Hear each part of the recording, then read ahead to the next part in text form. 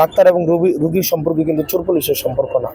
হচ্ছে জোর করা জবরদস্তি করে আমি চিকিৎসা করাইতে পারবো না। এটা একটা মানসিক সুস্থির, মানসিকভাবে স্টেবল একটা কনভিনিয়েন্ট একটা সিচুয়েশন না হলে তো আমি চিকিৎসা করাইতে পারবো না। সুতরাং আমার ডাক্তারদের সুযোগ সুবিধা আগে আমাকে নিশ্চিত করতে হবে। আপনি এটাও জেনে থাকবেন, ডাক্তারদের কিন্তু দেবিদ্বার এখানে হসপিটালে কিন্তু রেসিডেন্সিয়াল ফেসিলিটিস নাই।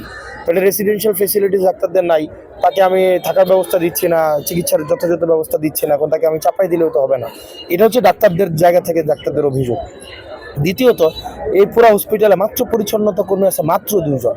মানে এই পুরা হসপিটালে আপনি যে কিছুক্ষণ আগে বললেন যে হসপিটাল অপরিষ্কার থাকে, হসপিটাল এটা থেকে সেটা থেকে, আমরা বাইরে থেকে দেখে, কিন্তু হসপিটালে পরিচ্ছন্নতা কর্মী 2 জন দিয়ে একটা বাসায় 3 জন মানুষ থাকলেও 2 জন কিন্তু দেখা যায় হেল্পিং হ্যান্ড থাকে।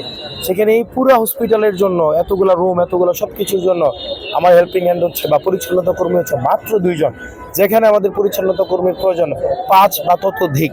সেই জায়গা থেকে এই পরিচ্ছন্নতা কর্মী কিভাবে বৃদ্ধি করা যায় পৌরসভার সাথে কথা বলে আমরা সেই বিষয়টি নিয়ে আজকে কথা বলেছি। তৃতীয়ত হচ্ছে রুগীদের জায়গা থেকে যে যে অভিযোগগুলো এসছে সেগুলো হচ্ছে ডাক্তাররা যথেষ্ট সময়ে তারা চেম্বারে আসেন না।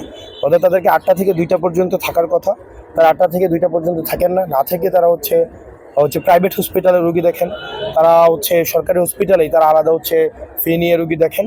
এই অভিযোগগুলো এসছেন। এখন আমরা তাদেরকে এটা নিশ্চিত করেছি আমরা আপনাদের পেশাগত জায়গাটা আমরা দেখব, একই সাথে আপনারা রুগীদের তাদের হচ্ছে জায়গাটা আপনাদেরকে দেখতে হবে। সেই জায়গা থেকে তারা নিশ্চিত করেছেন 8টা থেকে 2টা পর্যন্ত তারা হচ্ছে হসপিটাল অবশ্যই থাকবেন, এবং যারা পেশনে যেই ডাক্তারগুলো হয়েছে বিভিন্ন জায়গায় তাদেরকে আমরা ফিরিয়ে আনছি।